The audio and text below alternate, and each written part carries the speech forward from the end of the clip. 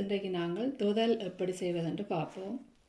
முதலில் நான் இந்த சிவப்பு அரிசியை 3 மணித்தியாலங்கள் ஊற விட்டு வடித்து வைத்திருக்கிறேன்.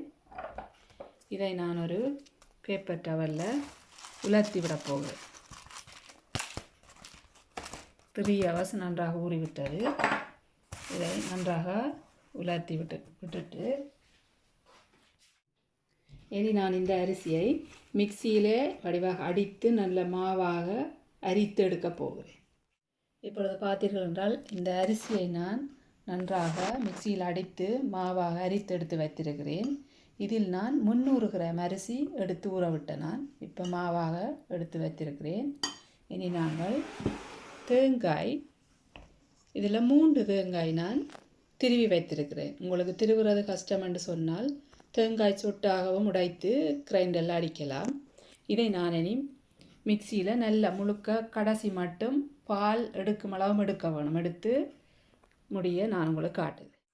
இப்போ பார்த்தீங்களென்றால் இந்த தேங்காய் பால் முழுக்களும் நான் புளிந்து எடுத்து வைத்திருக்கிறேன். இதில் 3.5 லிட்டர் தேங்காய் பால் உள்ளது. இதுக்குள் நான் இந்த ப்ரௌன் சுகர் போடுறேன். 200 கிராம் போடுகிறேன். இதுக்குள்ள ப்ரௌன் சுகர் உங்கள்கிட்ட இல்லை என்று சொன்னால் ஒயிட் சுகரும் பாவிக்கலாம். இதை போட்டுட்டு நன்றாக நான் இதை மிக்ஸ் பண்ணி போட்டு இனி சர்க்கரை எவ்வளவு போடுறதுன்னு சொல்லுகிறேன். இப்பொழுது நான் இதுக்குள்ள 800 கிராம் சர்க்கரை எடுத்து வைத்திருக்கிறேன். இதுக்கு நான் 400 மில்லி லிட்டர் வாட்டர் போடுறேன். இதை கொஞ்சம் மெல்ட் பண்ணிவிட்டு இதில் டஸ்ட்டு கழிவுகள் இருக்கும், அதுகளையெல்லாம் எடுத்து விடணும் வடித்து.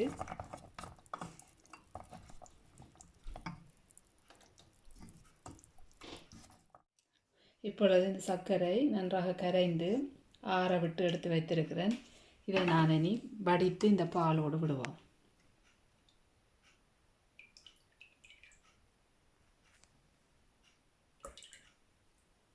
இதில் டஸ்ட்டுகள் எதுவும் இருந்தால் இதுக்குள்ளே வரும் வடிக்குள்ளே.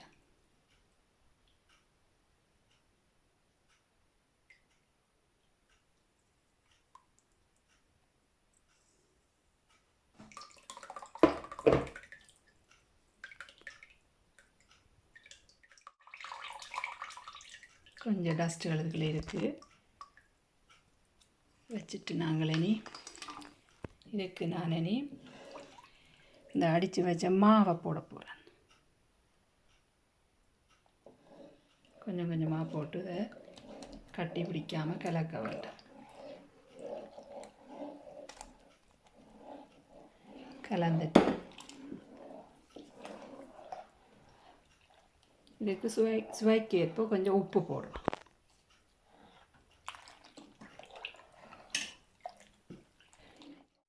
இப்பொழுது நான் அடுப்பில் வச்சு எல்லாத்தையும் காய்ச்சுக்கிறேன். இது கிட்டத்தட்ட ஒரு 2 hours ஆவது இது கிண்ட வேண்டும். நான் ஒரு 1/2 hour உங்களுக்கு காட்டுவேன்.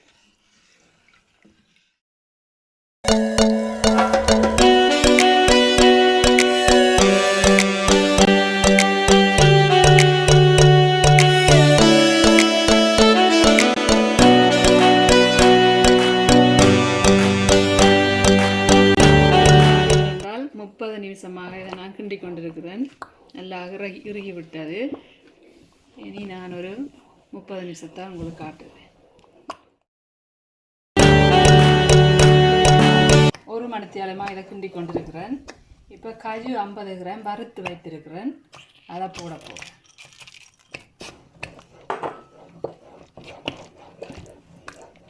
போட்டு முடிய இனி சவ்வரிசி இதுவும் லைட்டாக வறுத்து வச்சிருக்கிறேன். ஒரு 20 கிராம் எடுத்து வச்சிருக்கிறேன். அதையும் போட்டுக்கிறேன்.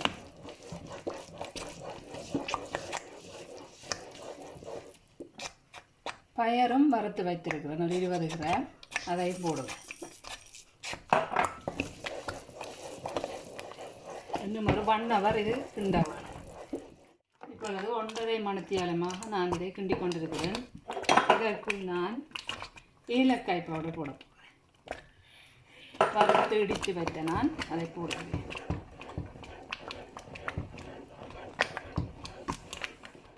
இப்பொழுது பார்த்தீர்கள் என்றால் 2 மணித்தியாலமாக இதை கிண்டி கொண்டிருக்கிறேன். இப்பொழுது எண்ணெய் வந்து கொண்டிருக்கிறது. நான் இப்போ எடுக்க போகிறேன்.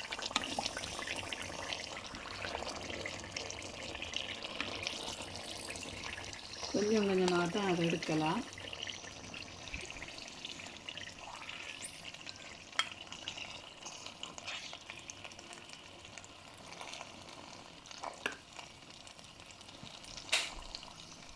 இப்பொழுது நான் 2.5 மணித்தியாலமாக இதை கிண்டி கொண்டிருக்கிறேன். இது பார்த்தீங்கன்னா தெரியும், எண்ணெய் வந்து கொண்டு தான் இருக்கிறது. இவ்வளவு எண்ணெயும் நான் இதில் எடுத்தேன். பார்த்தீங்கன்னா தெரியும், இவ்வளவு நிறைய எண்ணெய் வந்திருக்கு. இப்போவும் வந்து கொண்டு தான் இருக்கிறது எண்ணெய். இனி நான் இதை இறக்க போகிறேன்.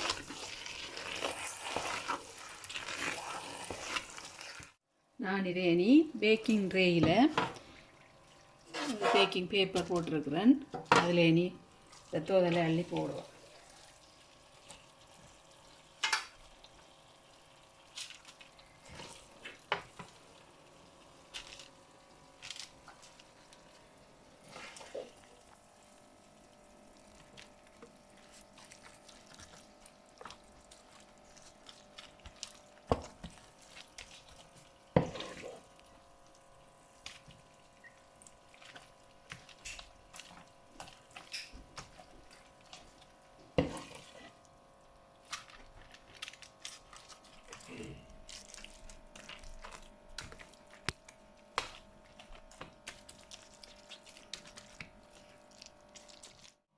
இப்பொழுது நான் இதை நல்லாக அழுத்தி விட போகிறேன். ஒரு அழுத்தமுள்ள கரண்டி எடுத்து இதை அழுத்தி விடுகிறேன். அழுத்தி விட்டுட்டு பேக்கிங் பேப்பர் இருக்குல்ல, அதால் கையில் பிடிச்சிக்கொண்டு, உங்கள்கிட்ட வாழை இலை இருந்தால் வாழை இலையால் செய்யலாம்.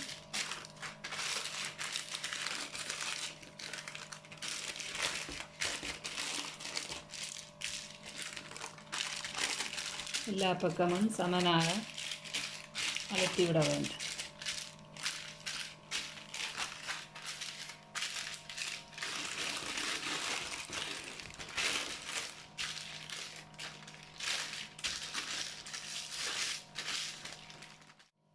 இனி நான் இதை இந்த பேக்கிங் பேப்பரால் மூடிவிட போகிறேன். நன்றாக அழுத்தி விட்டேன். மூடி விட்டுட்டு நாளைக்கு மார்னிங் உங்களுக்கு இறுகினவுடன் வெட்டி காட்டுவேன். இப்பொழுது பார்த்தீர்கள் என்றால் இந்த துகள் நன்றாக இறுகிவிட்டது. இனி நான் இதை இன்னொரு ரேயில் போட்டு வெட்டப் போகிறேன்.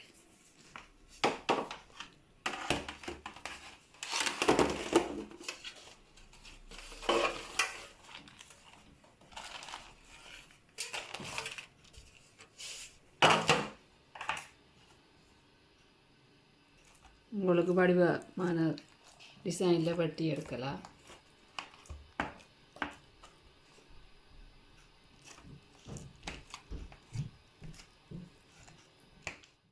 இப்பொழுது டேஸ்டியான தொதல் ரெடியாகிவிட்டது. இந்த வீடியோ பிடித்திருந்தால் லைக் பண்ணுங்கள், ஷேர் பண்ணுங்கள், சப்ஸ்கிரைப் பண்ணுங்கள். தேங்க்யூ.